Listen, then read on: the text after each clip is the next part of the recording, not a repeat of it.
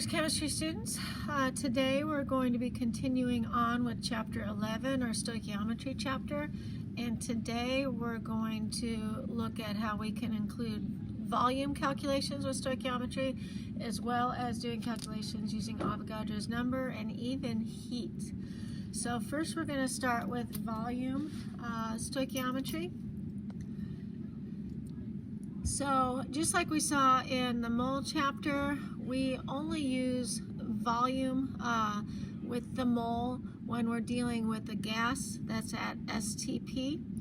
And most of the time the problems, including volume, will say a gas at STP, but if it doesn't, you can assume that it is at STP throughout this entire chapter. And just like we said back in the mole chapter, 1 mole of any gas at STP is equivalent to 22.4 liters. So using that ratio, we can do the same thing we did with 1 mole in the molar mass and plug it in to our stoichiometry equation to convert either from volume to moles or from moles to volume. So if we're starting out with volume, if our given is in liters, we would use 1 mole over 22.4 liters to cancel out the liters and get us into moles, and then we can move on to our mole ratio.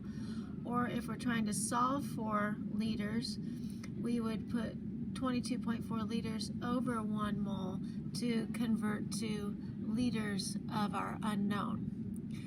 So we can do any combination of volume and mass stoichiometry. The easiest probably is if our given is in liters and we're converting our unknown to liters. Really, since both of those liters are 22.4, those actually cancel, and we're really only having to deal with the mole ratio from the balancing. But we could start with liters, and then we go to moles for our mole ratio, and then we could solve for grams of a substance. In that case, the liters and the grams are not going to cancel because the molar mass is unique to that substance. Or we could start with grams of our given, go to moles for our mole ratio to switch over to our unknown, and then use 22.4 liters to convert to liters of our unknown. So we can do any combination of those types of stoichiometry problems.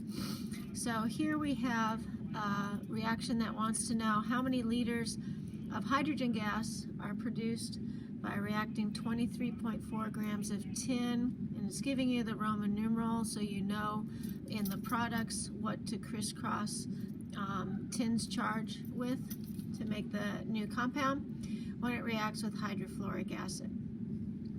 So again, as with any stoichiometry problem, we want to first write out and balance our reaction. So that will look like this. So we have tin, and this is going to be a single replacement reaction, reacting with hydrofluoric acid. And you can pretty much assume that all single replacement reactions in this chapter will react, because if they don't, then we obviously can't do any stoichiometry, and that wouldn't be any fun, right? So, but tin does replace the hydrogen in the acid to form tin 2 fluoride, and that's why we needed those Roman numerals so we know what to crisscross with fluorine, and then hydrogen gas. Okay, so there's our balanced reaction. So in this case, we're starting with grams, and then we want to get to liters. So we're going to take our given, the 23.4 grams of tin, and we need to convert that to moles by dividing by tin's molar mass, 118.7. So that will cancel out our grams of tin. Now we're in moles, so then we can do our mole ratio. Now in this case, our reaction, everything's already balanced. So our mole ratio is 1 mole of our unknown, which in this case is the hydrogen, over 1 mole of our given, the tin.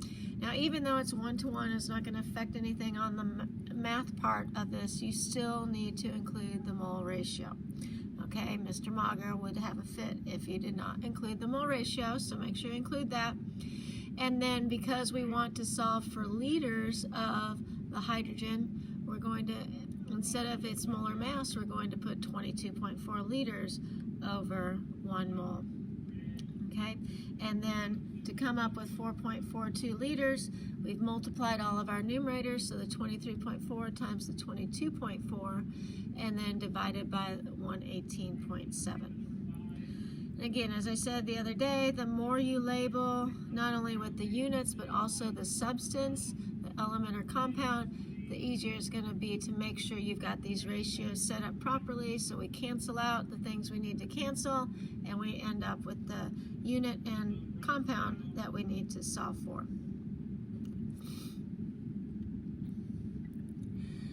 We can also, although not in a lab setting per se, we can also do stoichiometry with Avogadro's number. Remembering that Avogadro's number is 1 mole equal to 6.02 times 10 to the 23rd particles, which again, depending on what type of substance you're dealing with, if we've got an ionic compound, we'll call those particles formula units. If we're dealing with a molecular compound, we'll use the term molecules, or if we're dealing with just an individual element, we'll use the term atoms. But again, don't get too hung up on using the right name for particles. As long as you've got the math set up properly, that's the most important thing. So just like we saw with the volume and the mass, depending on what units we're given, what units we're solving for, if our given is in particles, we'll set up 1 mole over Avogadro's number to cancel out the particles and convert to moles. And then if we're trying to solve for particles in our unknown, we will want our final ratio to have Avogadro's number over 1 mole. And we can do all sorts of combinations with these. The simplest would be starting our given in particles and solving for our unknown in particles, which, just like starting and ending with volume, since Avogadro's number is the same in both cases, those would cancel, so we're really only multiplying by the mole ratio. But more likely, we could start with particles, convert to moles to use our mole ratio, and then solve for grams or liters of our unknown. Or we could start with grams or liters of our unknown, convert to moles for our mole ratio, and then solve for particles of our unknown. And just like in the mole chapter with Avogadro's number, the other thing we can do is we could also solve for individual elements or ions within the compound as well. And then we would have an additional step here and multiply by however many atoms or ions are of a particular element are in a compound. So we could do that as well, which is actually what we're going to be doing down here. In this example, we want to know how many fluoride ions are produced when 115 grams of tin 2, again, I'm giving you the charge of tin, this is the same reaction we did on the previous problem, but giving you the charge on tin so you know what to crisscross with excess hydrofluoric acid. So again, we want to write out and balance our reaction. And again, it's the same one we had last time. So we've got tin plus 2 hydrofluoric acids forming tin 2 fluoride and hydrogen gas, which everything is already balanced. So in this case, we are starting with grams of tin. This time we have 115 grams of tin. And then we're trying to solve for just the fluoride ions that are produced. So down here, over here, the SNF2, that is our product that has fluorine in it. So we have to do an extra step to solve for just the fluoride ions. But this is how our stoichiometry will be set up. So starting with 115 grams of tin. So again, we have 1 mole over our molar mass, so the grams of tin cancel. And then since everything's 1-to-1, here's our mole ratio, still included, even though it's not going to change the math, but we have the 1 mole of the tin-2 fluoride as unknown over 1 mole of the tin in the denominator. And then we go to Avogadro's number to solve for how many molecules of the whole compound we have. So we have 6.02 times 10 to the 23rd molecules of the tin-2 fluoride. Oops, sorry, didn't change that. Over 1 mole of, that's supposed to say tin-2 fluoride. Didn't fix that there. So that will cancel if I fix my unit there. And then instead of stopping here, which most of the time you'll stop there, but we can solve for just the individual fluoride ions in that substance. And since in every 1 molecule of, or I really should have said formula unit, of SnF2, there are 2 fluoride ions. So we would multiply by 2. Okay, so we have an extra ratio to multiply by, but we're still multiplying by all the numerators, so 115 times Avogadro's number times 2, and then divide by 118.7. And remember, with the tricky thing about Avogadro's number is making sure we use scientific notation correctly on our calculators. So remember to use your EE or EXP button instead of the times 10 here. And when you do that, you come up with 1.17 times 10 to the 24th fluoride ions. So that's how many individual fluoride ions can be made when we react this much tin with a bunch of extra hydrofluoric acid. So a little trickier than volume, because having to deal with Avogadro's number with your calculator, but otherwise same setup. And again, the more you label, the more you can assure yourself that you got your ratios set up correctly. Okay, then our final thing we're going to look at today is we can also incorporate heat. If you remember way back in the beginning of the year, we first started talking about endothermic and exothermic reactions. We also talked about that at the end of the semester too. Well, we can include whether or not a reaction is absorbing heat or releasing heat, and even use that in stoichiometry problems. So remember, just a quick review here from last semester, endothermic reactions are reactions that absorb heat. Now the way we show this with a chemical reaction, they're technically called thermochemical reactions. We can write it as delta H being a positive number, or we can actually include it as one of the reactants, because in an endothermic reaction they are using or absorbing heat, so it's treated just like a reactant. In an exothermic reaction, again, those are ones that release heat. It gets hot. So that is shown, exothermic reactions show the delta H just means change in what we call enthalpy or heat. That's a negative number, and in exothermic reactions the heat would be considered a product. It can be written as a product.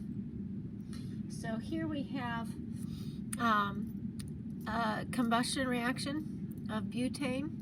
We're starting with 3.5 grams of butane, and we want to determine how much heat can be produced from that combustion. It tells us that the delta H is negative 124.73, and that's because combustion reactions are exothermic, so that's what I mean by the delta H is negative.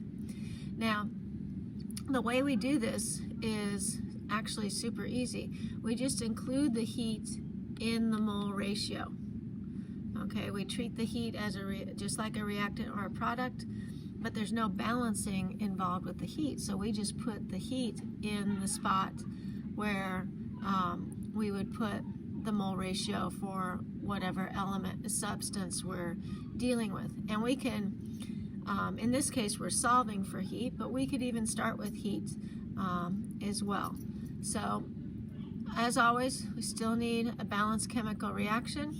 So here we have our butane reacting with oxygen, forming carbon dioxide and water. And again, I've got it balanced out so we know what coefficients we're using in our mole ratio.